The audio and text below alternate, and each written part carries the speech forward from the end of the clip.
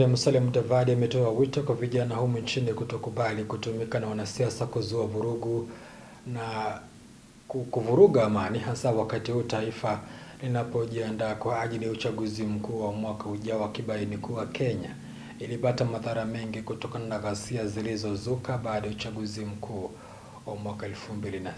Mudavadi amewatahadharisha vijana dhidi ya kueneza semi za uchochezi katika mitandao ya kijamii, akibaini kuwa kunao wengi waliopoteza nafasi muhimu maishani baada ya kugundulika kuwa walieneza mambo yasiyofaa kwenye mitandao ya kijamii.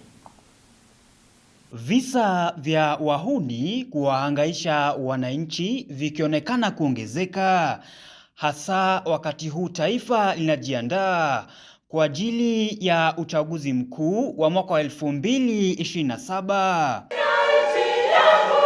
Mkuu wa mawaziri Musalia Mudavadi amewaonya vijana dhidi ya kutumika vibaya na wanasiasa kuvuruga amani, akisikitishwa na madhara yaliyoshuhudiwa wakati wa ghasia za baada ya uchaguzi wa mwaka 2007.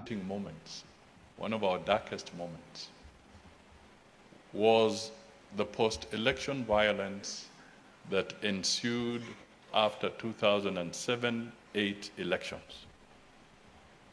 We lost 1,400 young people to violence.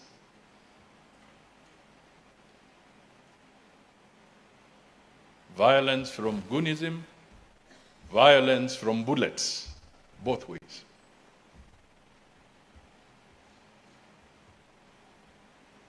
Politically instigated violence. Amewahimiza vijana kukumbatia teknolojia na kuitumia kuimarisha maisha badala ya kueneza mabaya ambayo baadaye huenda yakasababisha wao kupoteza nafasi muhimu ambazo zingewasaidia kujiendeleza. We are seeing increasingly young people being denied an opportunity to further their ambitions and their desires because somewhere along the line their social media platforms have undesirable content. Please be careful. You could lose your scholarship. The biggest security challenge in our region is not Al-Shabaab. It is not Al-Qaeda. It is millions of disillusioned, disengaged young people.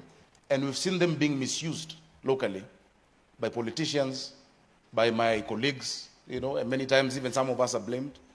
And we really must come strong as a church to bring back sanity. Haya yalijitokeza wakati wa kongamano la maaskofu wa kanisa Katoliki jijini Nairobi, lililowaleta pamoja zaidi ya vijana 10,000 kutoka mataifa ya Afrika Mashariki.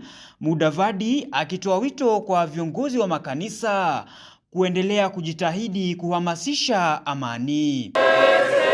James Mwangi, Undugu TV.